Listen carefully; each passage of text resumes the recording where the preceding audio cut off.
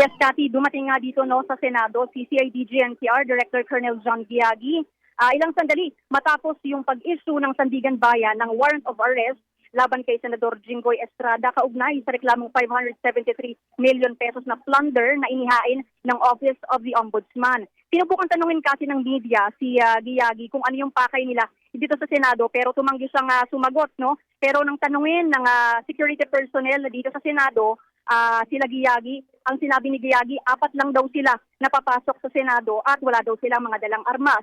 So sa ngayon, yun yung pinaka-impormasyon na mayroon tayo. Pero dito naman sa sitwasyon sa labas ng Senado, nakabarikada na yung mga tauhan ng PNP dito sa labas dahil inaasahan din yung pagprotesta naman ng grupong bayan para tuligsain yung tangka na pagbabago sa Senate rules para makadalo at makaboto sa sesyon yung mga senador na hindi makakapunta ng physical dun nga sa sesyon. Sa ngayon, nandito rin yung mga ilang taga-suporta ng ni VP Sara Duterte at ni Senador Ronald Bato de la Rosa na dito sila nagpo-protesta sa labas ng Senado. Sa ngayon, malakas din yung ulan dito sa Senado, no, Cathy?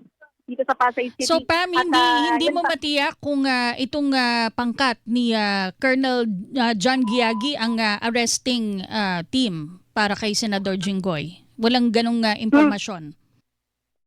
Yes, wala tayong confirmed information dyan, Cathy. Pero tinanong natin kanina si Colonel Giagi pero hindi siya kasi sumagot, no? Habang pumapasok kasi siya sa Senado, kausap niya yung mga security personnel ng Senate at may kausap pa siya sa telepono, Cathy.